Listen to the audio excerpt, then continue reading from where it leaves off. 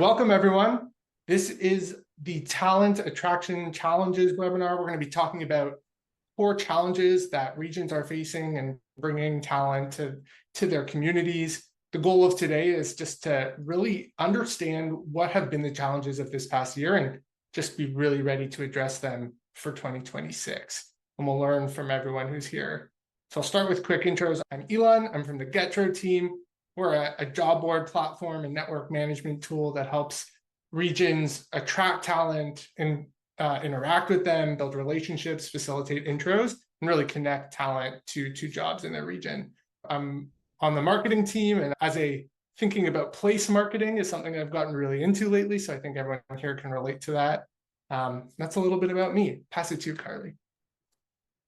Thank you. My name is McCrory-McKay. I lead the Champaign County Economic Development Organization. So we are a regional EDO working specifically focused on our county, but work broadly across central Illinois and with all of our state partners across Illinois. We are home to the University of Illinois, so ILL Tim. And we bleed orange and blue, but excited to be here and chatting about this today. A little bit of background is that I started in economic development in high school and fell in love with it and then never stopped. So here I am almost 20 years later, still working in it, love it. And our organization, which we'll talk a lot about a little bit more here shortly, is very involved in talent attraction for our community, and it's something that I'm really passionate about and have a lot of fun doing. It's a highlight of one of the hats that I wear in my job. So look forward to chatting more and meeting all of you. Awesome. Thanks, Carly. Tim? Tim Carty, founder and CEO of RoleCall. We're a talent attraction strategy and consulting firm. I'm in Iowa City, Iowa, so I'm going to be a little bit more passive aggressive than Carly was. Home to the University of Iowa. Started RoleCall 5 years ago after a career in economic development. So I worked for our chamber here locally and our regional economic development org, leading our talent attraction efforts. So we've built a suite of solutions that we know work for economic developers because that's who we are. We also host an event every year called the Talent Attraction Summit, which is in June in Buffalo, New York. A new date on that, Elan. That's probably news to you. That's hot off the press. So, and that's an event where we focus on the deep issues in talent attraction. So taking the things we'll talk about today and really taking a critical look at the landscape, mostly because the national conferences don't cover talent attraction, in our opinion, well enough. So it's a couple of days focused on the issues that live within talent attraction, childcare, housing, affordability, kind of all those other things. Happy to be here. Awesome. And off to Madeline. Great. I am Madeline Martini. I'm the head of network at Centrifuse Capital. In Centrifuse, we have kind of an interesting org structure. We have a 3-pronged organization. So we have a nonprofit, Centrifuse, that owns and operates a co-working space in the heart of downtown Cincinnati. Our focus and mission is really around this greater Cincinnati region, which includes like Northern Kentucky and Indiana. And we exist to help make the Midwest, and particularly Cincinnati, one of the best places to start a high growth startup. So we have the nonprofit side that really does a lot of founder development work. And then that co-working space, we have the venture arm that I sit on that we actively are investing in early stage Cincinnati startups. We're a $200 million fund backed by a lot of the large corporates in town here, like Procter & Gamble. And then we also have Startup Cincy, which is more of like a brand I would say we champion and kind of chair. And we work with a lot of economic development folks through that arm, chambers, and really all like a consortium of all these different entrepreneurial support organizations. But I would say the biggest part of my role, head of network, is a little bit of an elusive title. I really focus most of my energy on the talent piece. As soon as our startups get their investment, the first thing that they want to spend their money on is really exceptional talent. So I do a lot of things to both retain talent in the region and then also attract folks to Cincinnati. That's awesome. Yeah. It makes me think, I'm curious if in your region, there's like a venture arm that you partner with closely. Yeah. Yes, absolutely. working with our venture partners is a critical piece of our organization and kind of our mission. We have a long-standing venture firm that is based here at the University of Illinois called Illinois Ventures that has focused on student and faculty-led startups. We have a venture firm in town, Sarah Ventures, that has been around a long time that is focused on a lot of the areas that we are, including ag tech. So they're on their third food fund right now. And then we also partner with some larger accelerator firms like Generator, which has, representation all across the country to run some specific accelerators which have equity components to it. So all of those things are very important to what we're doing here for supporting our entrepreneurial ecosystem, which is a focus of our organization, but we do it in partnership with many partners, including the folks at the University of Illinois. Awesome. Okay, now we can jump into the questions. And I think the first one, just to dive right in and be really clear about it, we said the topic here is challenges and talent attraction. What is the number one challenge your region is facing right now with talent attraction? A lot has changed in the past few years. What is the biggest issues right now? We'll start Carly and then go Madeline. Yeah, ours is really kind of simple. I mean, we certainly have things that other communities are facing, right? Housing being one of them. But I think one of the things that we're really thinking hard about and we're constantly having to pivot and adjust on is just our messaging and sort of getting through the noise of what's happening on a grander scale and at the federal level. We have our communication plans and our marketing plans and the things that we've been doing that are still going to work well. But one of the things that we've been thinking about is just sort of that extra layer that we have to now sort of cut through to make sure that our messages are getting delivered, the things that we want come forward are coming forward, and that we're also taking account into consideration of how we deliver that message, right? And that positive things are happening and that we really need to make sure now more so than ever that we are telling the stories and the real people impact of the things that are happening here. And we've always tried to do that more out of the box and what you might imagine from a traditional EDO of it's not just about the investments and the jobs and all the other things. But I think that that's one thing that we're really focused on because the noise is not going away. It's only going to be heightened. And we want to make sure that the points that we want to get across are delivering and that they're effective and meaningful to the folks that we are trying to communicate with. So that's what we're kind of thinking through for 2026. Really big challenges. Madeline, curious to get your thoughts and your reaction. Yes, I would say very much some shared challenges. I noticed we all on the call are in Midwestern states, so I would say more than anything, it's an awareness issue for us. And one of the great things that did come out of the pandemic was you can live anywhere, but at the same time, it's a double-edged sword. That's also our biggest challenge is that really there's so many amazing places to live and choose to start up your company and how to stand out as Cincinnati as a region and things. So I would say I spend a good amount of my time on partnering with our marketing team to do more like awareness style campaigns and then also more kind of like grassroots efforts of connecting with former Cincinnatians who might be living in the Bay Area or New York and left for college, but curious to come back, but a lot of folks don't realize, and myself included, I was actually a boomerang back to this region from SF in Chicago. I didn't realize that how vibrant of like a startup scene there was here, and that it's,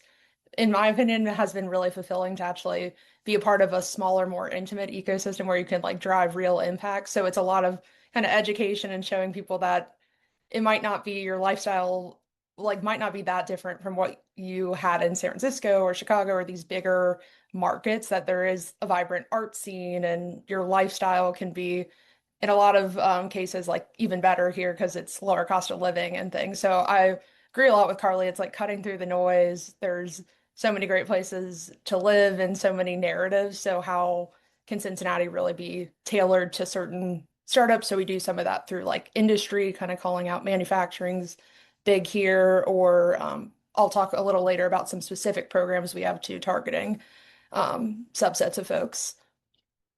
Super interesting. So awareness, like the top of the funnel, is really like one of the biggest areas Yes. of Yeah, I business. feel like once we get people here, they really love it. And the retention is definitely not the challenging part. It's more that attraction, just getting them here back on their radar to move back here down the road. Super interesting. And do you mind sharing a little bit about how you came back? Like, I'm sure a lot of people Oh, on this yeah. call are definitely excited about all the strategies we can leverage to bring boomerangs back to our regions. Curious about your Yes. story. Yes. So I, after college, moved out to San Francisco and worked with Lime Scooters. And then during the pandemic, wanted to be closer to where I'm from in Cincinnati. So moved to Chicago. And honestly, just over time, I did the drive back and forth quite a few times and started getting more like they host, we hosted, which I'll share more about this effort, like an annual happy hour around Thanksgiving to kind of show boomerangs, hey, these are the founders building here and things happening. And I just was following closely online and happened to come across this opportunity at Centrifuse over LinkedIn and decided to make the move and come back to the region. So I would say the marketing efforts did really work on me and also seeing like the community building and events, things happening too, because that happens in Chicago, but it's just a little bit more intimate when you get into these smaller ecosystems, you really get to know people more. Awesome. Yeah. Thanks for sharing. I think it's a cool story and it showcases some of those points in your journey that really worked. Tim, any thoughts here? Any? No, I think you're working with like as you mentioned, we work with cities and regions all over the country, and those are the types of stories that people are trying to get out. About once you get here, you're going to love it, but it's hard to showcase that in a blog or a video. No matter how hard we try. So, what are some of the strategies that you two are using to get the word out, to drive awareness, and like it's one thing to just say we want to cut through the noise, but how do you actually do it? Yeah, I can kick off with this one. So something that we have been doing, I mentioned like an event around Thanksgiving, and this actually started, I joined Centrifuge Capital a year and a half ago, and this was a tradition on a smaller scale before I joined to do a Friendsgiving, Thanksgiving week as folks are traveling into town through the holidays. So it started as just a small, like 10 to 15 person dinner. And then this year I grew it because I kept meeting people who I wanted to um, get to kind of participate in the event or recently moved back in addition to those visiting for the holidays. So we grew it to a 60 person, or actually, I think by the end we had maybe 80 people register for the event. And we did it at a speakeasy downtown it's underground in Cincinnati. And really, we chose the location and things to show off like this is what your life could be like here. I think when people think Ohio, we have a lot of people who are traveling with their partners back to Cincinnati. I think people think cornfields and that there might not be vibrant, like cool foodie and nightlife places to go. So we showcased that and then did a cool kind of thing with wristbands of where people were at with their Cincinnati journey, whether they had moved back and were for the home team or if they were exploring a move. And then we had also Friends of the 513, which was more like your maybe down the line, really down the line would move, but you're always kind of going to be a cheerleader. And that event was really like fruitful. It was just last week with the holiday, and we had a lot of people engage and reach out even after that, like to learn more about startup jobs or how they can even mentor and engage with startups while they're living in other cities. So I would say that's more like a long tail effort and one way that we're really kind of going out of our way to hopefully bring some of those folks in the fold.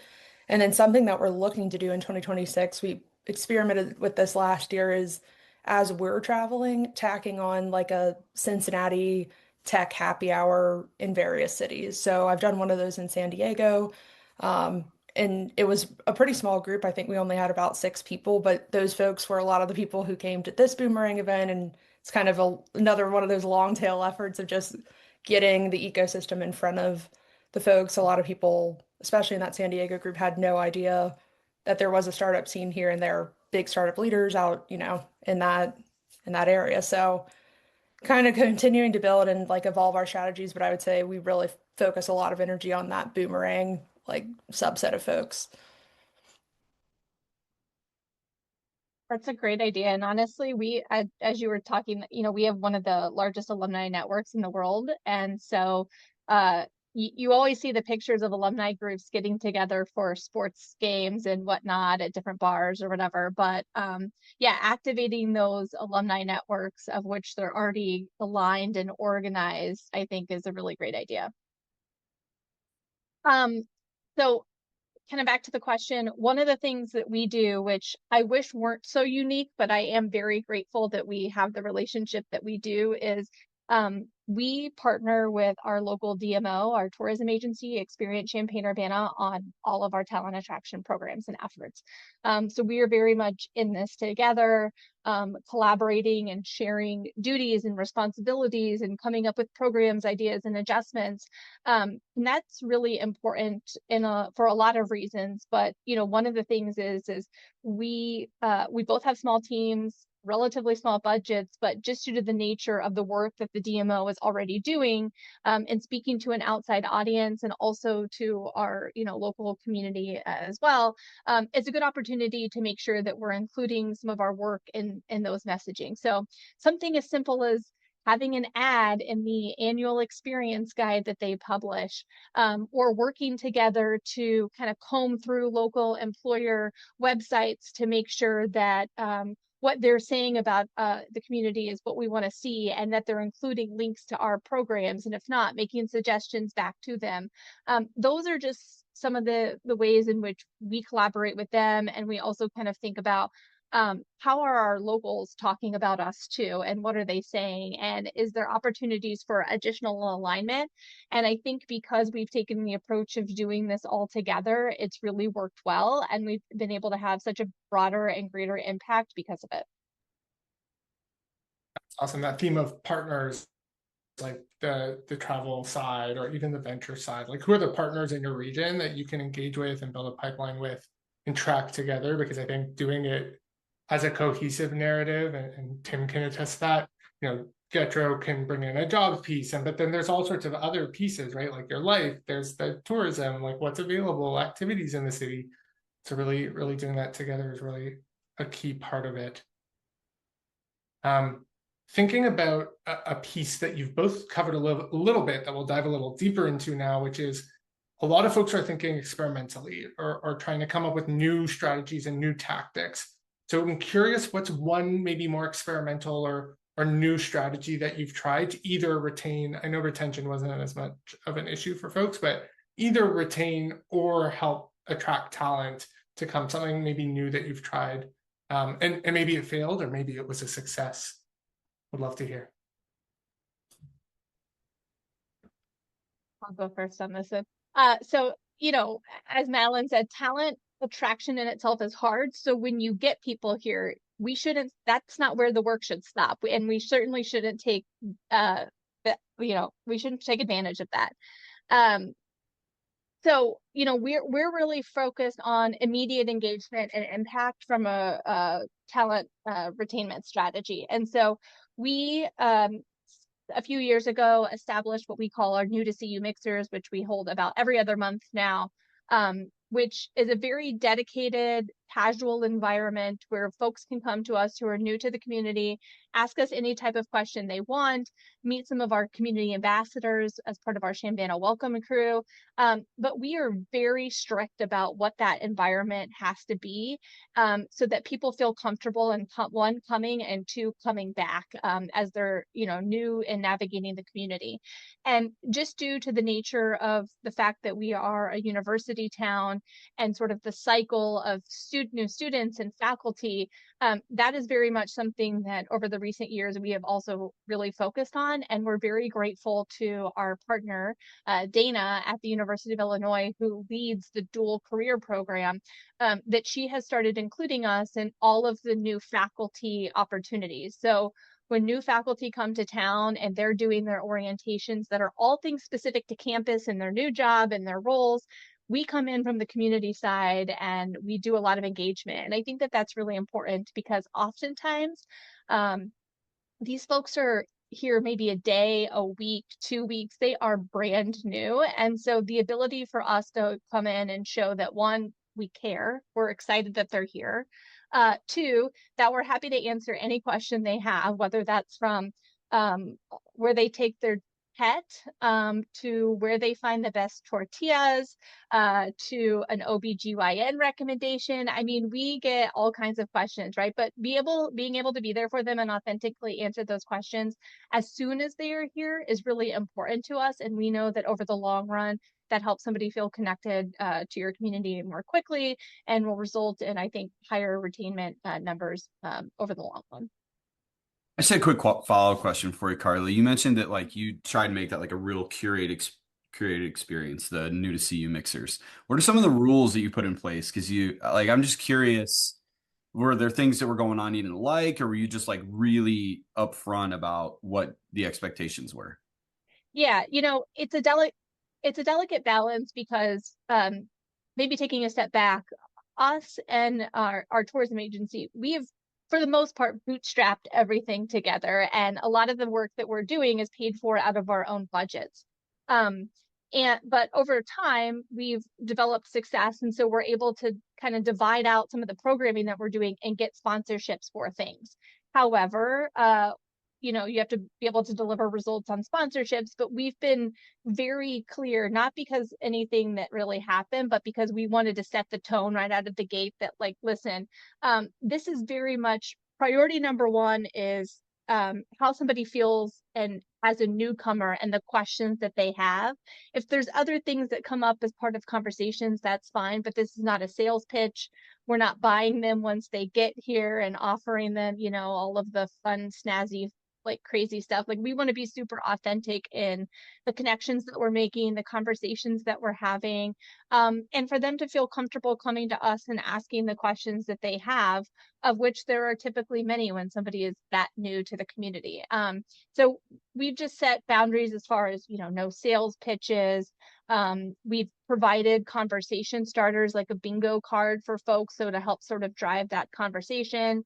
Kind of like Madeline mentioned with the wristband idea. When people show up to our mixers who are the newcomers, we give them a VIP name badge, so others can easily identify them and know that they're newcomers and kind of approach them with that mindset. So, I think it's just helped know that you're not going to show up and you're not going to get a sales pitch, right? Like, you're comfortable in the questions that you can ask. And I think that that's been really helpful, and it's kept people coming back.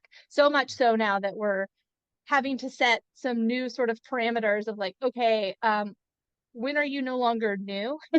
And when do you need to transition to become a community ambassador, which is a really good problem to have. Awesome. Yeah, thanks. I think there's a lot of ties there in terms of the learnings from that experiment. I'm curious, Madeline, on your side, what are some of those strategies or experiments you've run, and what have you learned from them too? Yeah, Carly, I love that concept first off, because I wrote that down because I would love for us to try that next year, because it really is like when you first get into an ecosystem, it seems like everyone knows everyone, and breaking through and, finding your people within that is sometimes a challenge without kind of a dedicated platform like that. So I love that.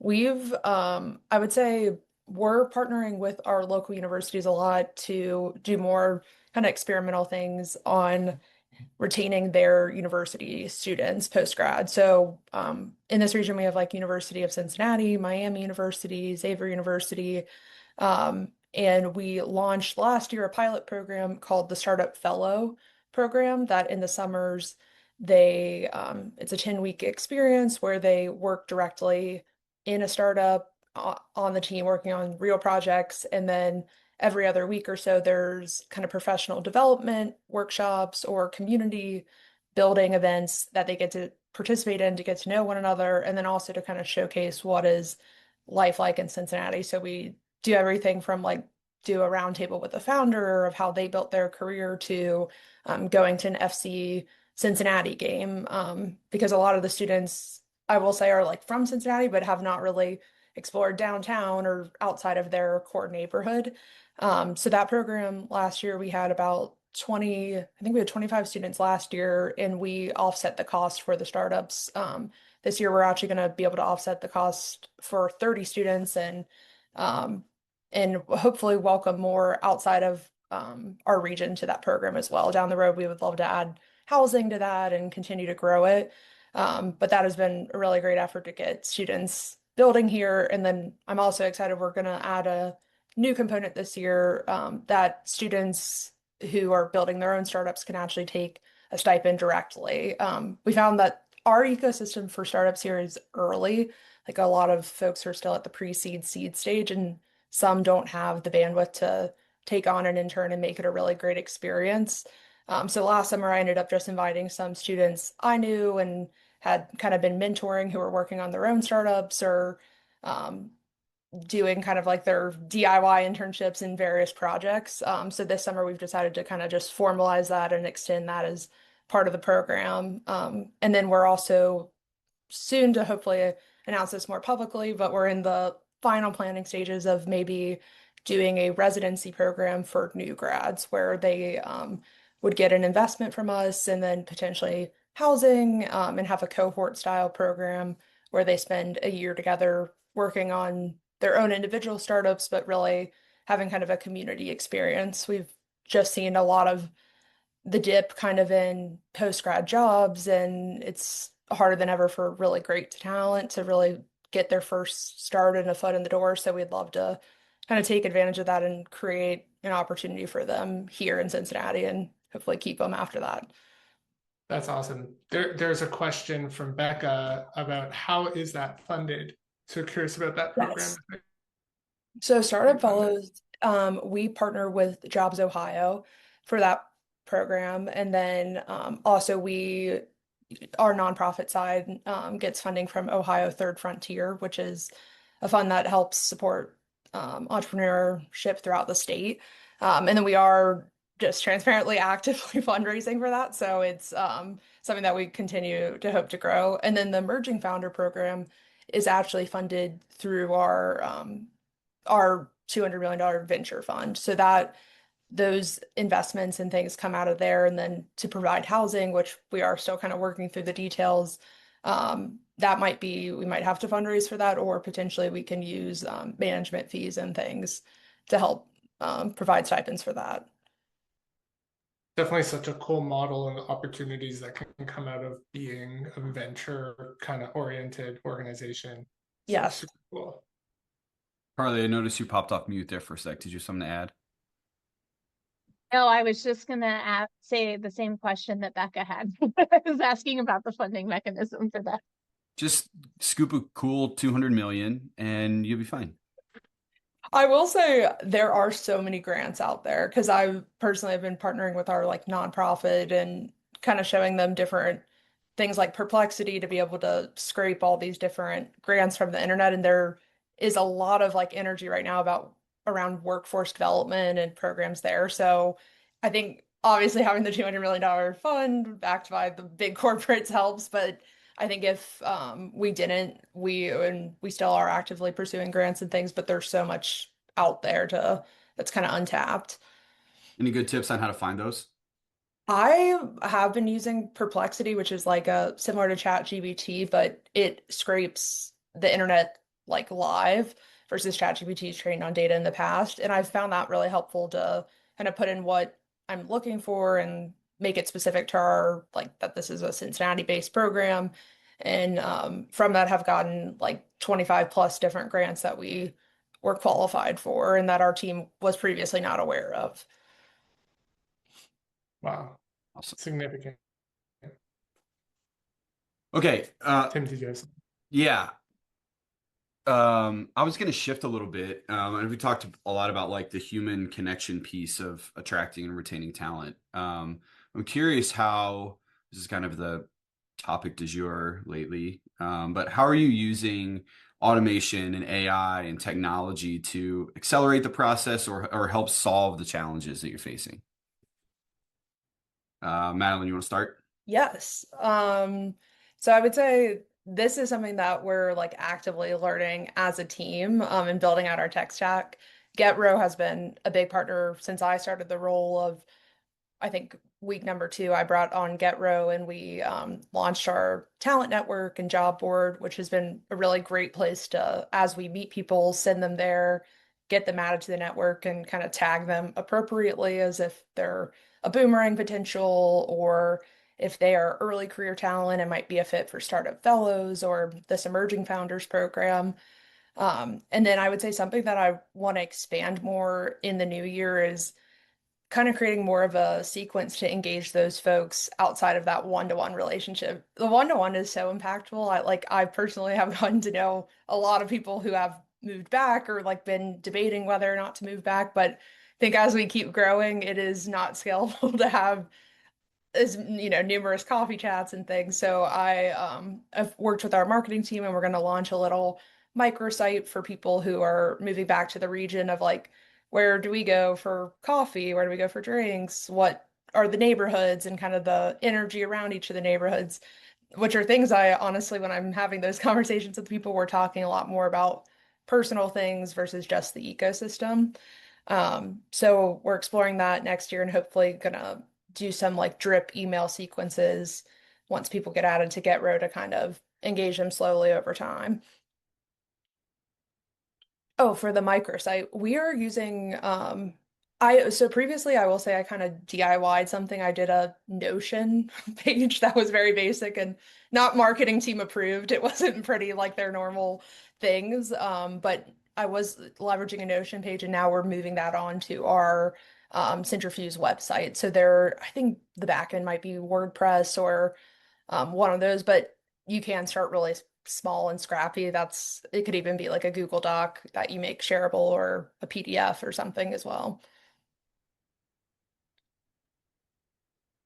Yeah, and on our end, when we were really starting to think about 5 years ago now, sort of formalizing programs and thinking about things that were taking a lot of our individual time, the job board and the resume sharing concept was absolutely at the top of the list of like what was taking a lot of hours, which is critically important. And we get, a lot of the things coming across our desk, but we wanted to automate things in a way that made sense while also keeping in mind the human piece and the importance of authenticity, even incorporating those new technology solutions. So again, shout out to Getro. We established a job board, which is just like such a time saver and incredible. And one of the things that we're always thinking about, it's not just about like what is easier for us and makes more sense from a capacity standpoint, but we're trying to implement things that are also making it easy on our employers, right?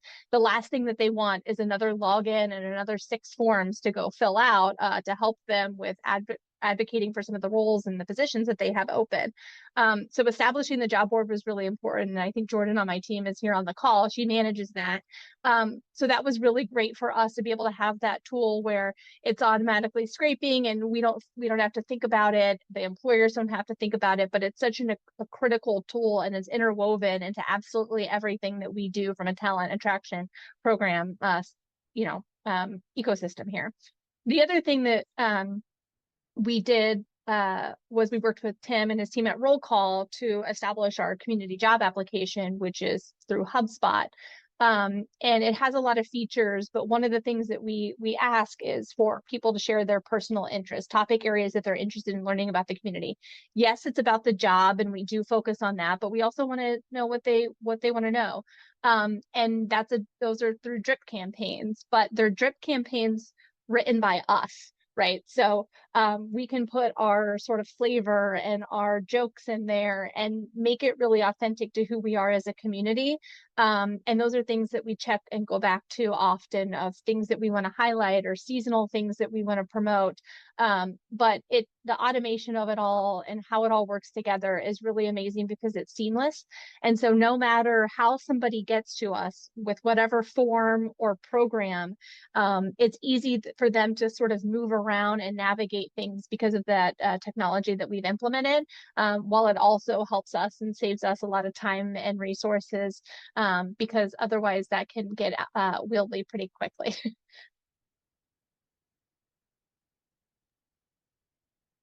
Awesome. Yeah, I think you bring that human piece, and like there's the automation on one end, but then the like humanly written, those drip campaigns being super personal.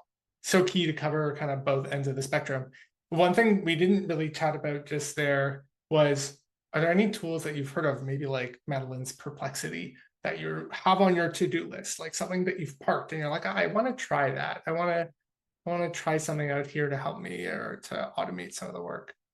Anything that comes to mind? Maybe two. I would say I have tools that I'm actively using, but want to go deeper on. We use Zapier for quite a bit of like automations, but I think there's so many things that you can do.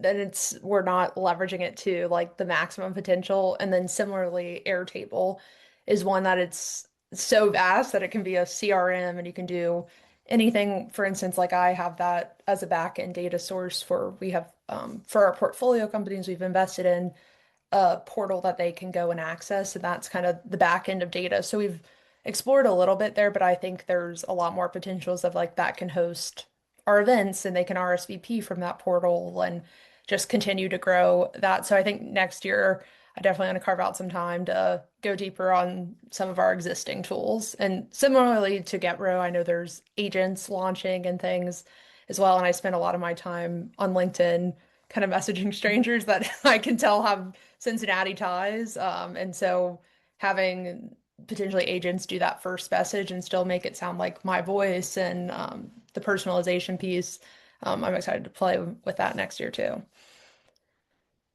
Yeah, I think it's the And same for us. We subscribe because of the EDO side of the house, right?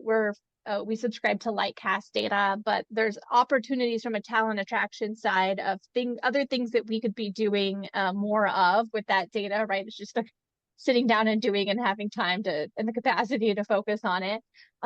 We've also talked about some strategies with our DMO of some of the visitor data that they have and integrating some of our digital campaigns and some of those areas is sort of digging deeper there. And then we've also just been looking for some of our fun programs like our weekly podcast. Right now it's out on any podcast platform, but we've been talking about some tools that we could use to kind of repurpose that content and to more storytelling that we're not having to sit down and like narrate everything, right? Of just sort of dropping it in, getting the text, and then using some of those answers and some of that conversation pieces to help with some storytelling aspects. So we're looking at some of those tools right now and what that looks like. So, and there's a lot out there. So it's, I would appreciate any suggestions or feedback on that. yeah, put it in the Q&A. I know it's counterintuitive, but put it in the Q&A if you have any suggestions. That's awesome. Yeah, content. We're hearing new ways to automate more of the full workflow. Really cool. Okay, this brings me to the last question here. Looking out at the horizon, we did call this looking into 2026. What do you think will be the biggest challenge that regions should be ready for really in the future? Like what is coming from your perspective and what should people be getting ready for? I think on our side, which this might be a little specific, but like I mentioned earlier, a lot of our startups are at that pre-seed seed stage. So we're looking in the next 6 months, a lot of them are raising and headed towards Series A, which means bigger teams and things. So I think we are going to have to lean way more into automation to grow kind of the awareness of the ecosystem here. And I'm sure we will have some team members of these different startups working remote, but part of our vision really is that hopefully we can get as many people to move here because once those startups exit, then they, might become future founders in the city or angel investors of the next generation of startups. So I would say the biggest thing is how our challenge is just how can we kind of, as a small team, maximize ourselves and scale up ourselves to meet the talent needs that these startups are going to have. So this has been a big building year of just future looking pipelines. We've used like Getro list to just build out like these are all the software engineers we know that would be open to roles based in Cincinnati. And I think we're going to have to, right now that list is not big enough to support once they do all these Series A raises. So the biggest challenge for us really is just going to be how can we keep up with the pace of them and leverage all these AI and automation tools to make that happen. Really good problem to have going into Yes, it is a great problem to have. Carly, how about you? I think it's important for us all in this line of work to continue to just take deep breaths and stay focused, and to not be too reactionary to the constant environment, to the changes that are happening around us, and to kind of hold firm and hold the line on who we are as a community and what's important to us, and making sure that that's included in our messaging, and it remains and stays intertwined into the activities and the programs that we're doing. Because over the long run, that's going to be really important. But I think one of the other things that will continue to play out is just the kind of the back and forth shifts of remote work, and how that plays into our programs and our messaging. And I think it's important for us to know what that looks like here locally so that we can be ready and we can answer those questions. And, even for some employers, that fluctuates every quarter or maybe every 6 months. The policy is changing, but I think that those are really important things for us as a community to know, from the side of talking about the job opportunities that exist here, what we're seeing as the industry overall, because we all know that a lot of people make decisions based on roles, and if they are brand new and they move to a community, things happen, and they want to know that there are other opportunities for them there. And so I think that is all sort of intertwined and really important. And then I think the other thing is just continuously always working with and finding and seeking out and developing relationships with all of the partners who are really sort of boots on the ground. And so, we're really focused on more collaboration with our residential brokers here in town who are talking about the community on a daily basis and taking people on tours, and just more opportunities for that engagement is going to be really important. Back to my first point of just sort of cutting through the noise and making sure that us and all of our partners are really hitting home the points that we want to with the people who are seeking out our community. Unreal. That was great. Really cool to look forward. Those were all of our formal questions. If anyone has more questions, feel free to add them in the chat. I think we're just going to close out, and we'll make sure they're addressed. We'll close out with some final thoughts. Maybe, Tim, any final thoughts on your side? Maybe share a little bit more about roll call and how it leads into this conversation. Yeah, I mean, it's hard not to hear the things that Carly and Madeline are saying and just be like, we have that. We do that. That's what we do. But it is. I mean, we started the company because we thought there was a better way to attract talent and retain talent. And from helping develop the talent attraction ecosystem. So both Carly and Madeline talked about like making sure that your partners are equipped with the right language and understanding the strategies that you're deploying and the roles that they play, from your economic development partners to your frontline workers like hotel concierge or Uber drivers or people in a coffee shop who, and a lot of people, especially local people, sometimes they're the harshest critics, right? But how do you get them telling a positive story about your community? And maybe it is partnering with the tourism organization like Carly does so well. And just figuring out, how to change the narrative internally so you can share it externally, but also making sure that it is authentic and not just, lip service.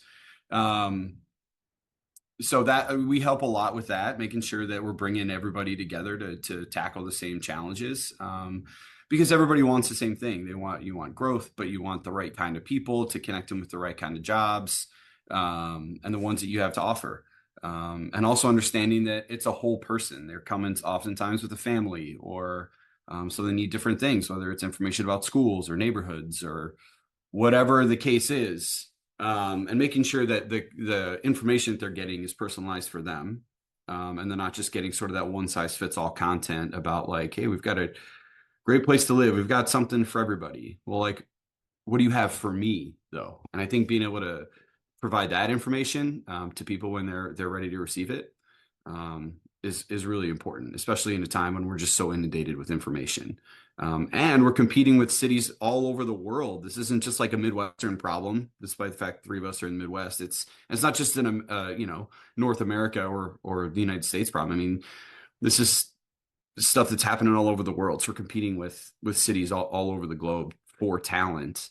And sometimes we're making it harder on ourselves than we need to. But there are definitely ways to kind of cut through the noise and rise above that. And those are things we like to help with. Awesome. Yeah, I think there's a lot that people can definitely leverage and work with you on. Excited about that. We did get 2 quick questions from Becca about how to better use Getro. I'm going to do my best to answer it, but if Madeline or Carly, if you have anything you want to add of like your top 3 ways to maximize value from Getro, that was how Becca phrased it. I'll pass it to you. But really, Getro is a platform to connect individuals in your network with jobs or employers in your network. So it really allows you to tell the story with a job board of all the jobs in your network and showcase how much opportunity there is at a broad scale, but also get really specific and allow people to track and have matches for the jobs that really fit them. So it's optimized for the job seekers and optimized to be low effort, low lift for you can give it some roles. So the job board piece is really core. The talent network piece, which is really a consolidated database of all the people across your partners and across those companies who operate in employers. And you can build lists and track them, and it becomes this kind of tool to really manage your broader network. And then the third piece, like Madeline mentioned, we're in early access for agents, which are going to allow you to proactively go out, take a job, and go find people, either boomerangs or people who live in the city, or someone who's just a really good fit who lives in the Midwest, and promote the job to them directly. And the agent will automate all the work for you, as well as some other agents. You'll see an announcement about that later this week from us. We're really excited about it. But those are kind of the 3 big buckets of where we can help with talent attraction and promotion. But Madeline, Carly, catch me if I missed any kind of core pillars of a way to maximize the value.